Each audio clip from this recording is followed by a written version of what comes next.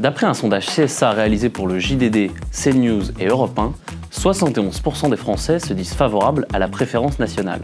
Mais qu'est-ce que la préférence nationale? À la fin du mois de décembre 2023, Pascal Praud a affirmé sur CNews que la préférence nationale n'était pas un gros mot. La préférence nationale n'est pas un gros mot. Elle est plébiscitée quand on interroge les Français par sondage. Un terme qui a refait surface ces derniers jours et ces dernières semaines dans le contexte de la loi immigration adoptée par le Parlement, notamment depuis l'ajout dans le texte de Gérald Darmanin d'une forme de préférence nationale. Celui-ci conditionne désormais certaines aides sociales dites non contributives, comme les allocations familiales ou l'APL. Ça, je suis pas sûr qu'il fasse le dire parce qu'en fait, le Conseil va les virer. Si l'utilisation du terme est au cœur des débats, c'est sans doute parce qu'il est défendu depuis les années 1980 par les nationalistes et notamment le Front devenu Rassemblement National.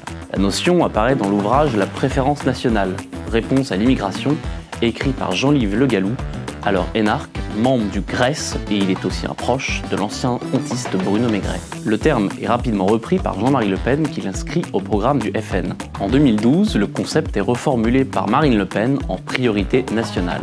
Concrètement, la préférence nationale est un concept politique selon lequel les citoyens d'un pays devraient être privilégiés par rapport aux étrangers dans différents domaines. Ce principe est souvent associé à des politiques nationalistes.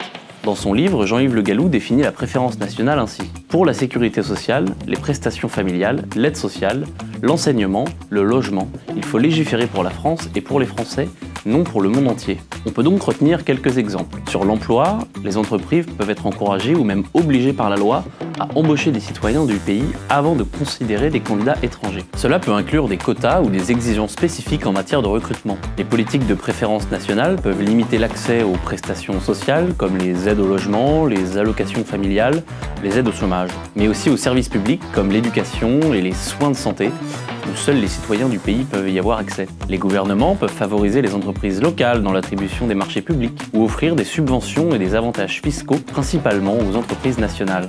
Les lois sur l'immigration peuvent aussi être structurées de manière à favoriser l'entrée et le séjour des citoyens par rapport aux étrangers, avec des conditions plus strictes pour l'obtention de visas, de permis de travail ou de résidence pour les non-citoyens.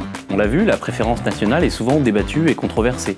Les partisans affirment qu'elle protège les intérêts nationaux, soutient l'économie locale et l'emploi des citoyens. Les opposants, quant à eux, la considèrent discriminatoire, potentiellement xénophobe et en contradiction avec les principes d'égalité et les droits de l'homme.